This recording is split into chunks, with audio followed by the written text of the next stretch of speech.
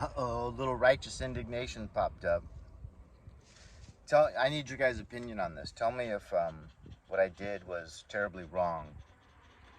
Kind of tired. I'm gonna put my glasses on. So I'm at a dog park right now in Palos Verdes. This is all mansions, so everyone at this dog park, other than me, is like doctors and lawyers and surgeons. Um, but you know, I grew up in a wealthy neighborhood, so it doesn't intimidate me or anything. I don't feel uncomfortable around them. But you do notice a little bit more arrogance. So, anyways, I'm up there, and there's just a young couple in their 20s with one dog.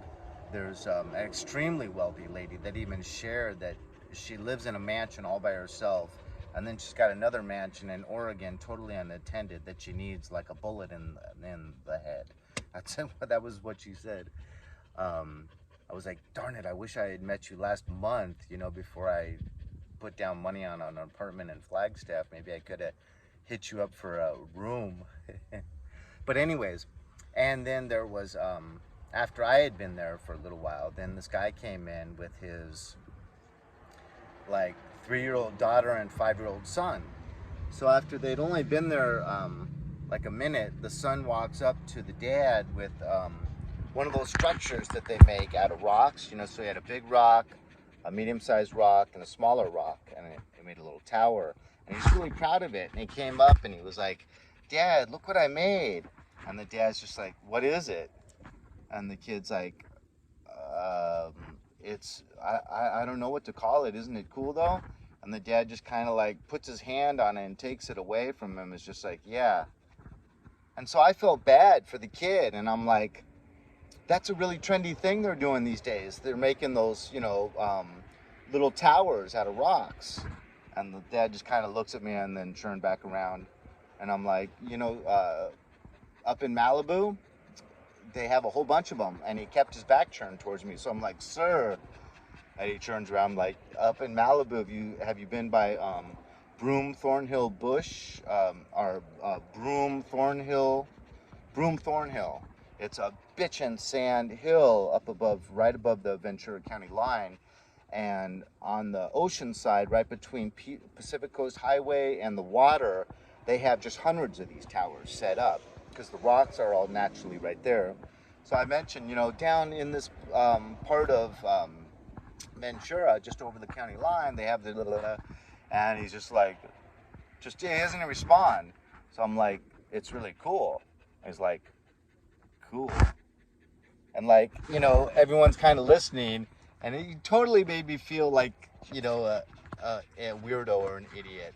I was trying to save the kid's feelings, how he was just discounting his son. His son was very proud of this little structure he had made. So I guess the son decides to take it out on my dog. I'm like putting this together now in my car after this happened. But the kid, I guess, felt bad and took it out on my dog. So my dog has a Frisbee in his mouth, and he goes up to my dog, grabs the Frisbee, and just yanks it out of my dog's mouth. Obviously, he could have lost a tooth, or it could have caused a lot of pain or dental fees. So I'm like, right in front of the dad, I'm like, "Son, please don't yank the Frisbee out of my dog's mouth like that. You could cause me a very expensive fee at the veterinarian, if you really hurt his teeth bad by doing that." And the kid just looks at me like, "Who in the hell are you?" and walks away. And then the dad just goes, "Timothy, please don't pull the Frisbee out of the dog's mouth." And that's all. And the kid wasn't even looking at him. The kid was walking away when he said it. And then a few minutes later, lo and behold, the kid has this like it's, what would it be? It's like 8 inches long, and I don't, it's like a teddy bear, but it's just shaped like a letter I, just a long tube. And Ozzy's sitting there waiting for him to throw it, and instead of throwing it up and out, he tries to hit Ozzy in the head with it. So it flew by Ozzy's head by like this far, missed his head. And then I was like, I think he tried to hit him in the head as I'm watching, And of course, the dad's not paying attention at all. And then the kid picks up a tennis ball and fires it right at my dog's head. And again, missed by just a minute. And that, I'm like, oh, that's it. excuse me, sir, your son has real aggression towards my dog. Come on, Ozzy, let's go. And he's like, my son doesn't have aggression towards anyone. And I'm like, yeah, I told you, he ripped the Frisbee out of my dog's mouth. And I said, why do you think he's doing that? Your answer was because he's 5 years old. Okay, I had 2 dogs when I was 5, and I never once did that to my dogs. My kids never once did that to their dog. No, it's not normal behavior. Hurting animals when you're a very young child, that's not normal. That's willingly causing pain to an animal. They know if you yank something out of a dog's mouth, it hurts, of course. So that's my opinion on it. And they have a dog at home, so I'm sure they've worked with the child about how to act around the dog so you don't cause it unnecessary pain. Of course. So then yeah. So yeah. And what else did I say? I just said, if you had addressed the pulling the Frisbee out of the mouth, yanking it out of the mouth, where it really could have caused dental damage to my dog, that's very mean and cruel. Maybe you could have addressed that a little more seriously than just going, Timothy, don't do that, as he's not even facing you, walking away from you. You didn't even get any verification that he even heard you, and now look what's happening. And you weren't even supervising. Come on, man.